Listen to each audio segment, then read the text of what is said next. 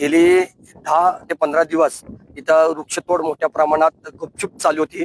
याची माहिती मिळताच काही पत्रकार बांधवांचा मी आभार मानतो की त्यांनी माहिती कळवली होती। प्रशासन यांना पण दखल न घेतलं असल्यामुळे एक प्रामाणिक वृक्षप्रेमी म्हणून मला जशी माहिती मिळाली इथे तात्काळ आलो। त्यावेळी ट्रक जात होते, त्यावेळी ट्रक आणि लाकूड तोडांना आम्ही गुपचूपरित्याने पकडलं। त्यांच्याशी आमची वादावाद झाली, त्यांनी दम दिलं, हे दिलं, परंतु पोलीस प्रशासनाची मदत घेतली, वन विभागाची घेतली, मनपाची मदत घेतली आणि ही ट्रक पोलिसांच्या ताब्यात देण्यात आली।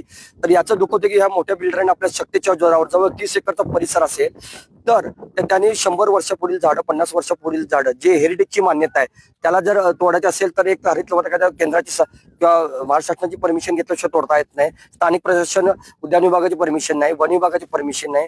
हे कुठल्या जोरावर, कुठल्या तक्तीवर एवढी मोठी झाडं तोडलेत याचा अजून खुलासा झाला नाही।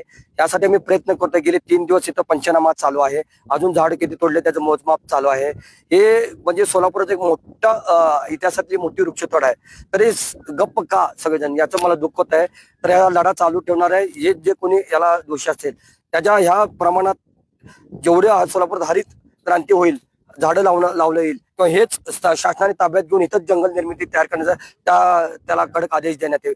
जोपर्यंत हा लढा जिंकत नाही तोपर्यंत हा लढाई चालू असेल। सर, कोणकोणत्या प्रकारची झाडं होती, सर कायदा काय सांगतोय? ह्यात वड, पिंपळ, कडुलिंब, चंदन, चिंच, जांभूळ अशी जैवविविधता नटलेली झाड होते। त्यात अनेक पक्ष्यांची घरटी गेलेली। सर, इथं पक्ष्यांचा किलबिलाट होता। आजूबाजूच्या माणसांनी सांगितले की इथं पक्ष्यांचा आवाज एवढा मोठा येत होता वृक्षतोड करताना, म्हणजे किंकाळात सुद्धा या आजूबाजूच्या घराला ऐकला। त्यांनी सुद्धा अडवण्याचा प्रयत्न केला, त्यांनाही जुमानला नाही। म्हणजे जैवविविधतेचा हानी झाली, पक्ष्यांचे खून केलाय, झाडांचा खून, इथला ऑक्सिजन टोटली नष्ट करण्यात आलाय। हे आपल्या वसुंधरा मातेचे फार मोठं नुकसान झालेलं आहे। या वसुंधरा मातेच्या गद्दारांना कदापि माफी नाही।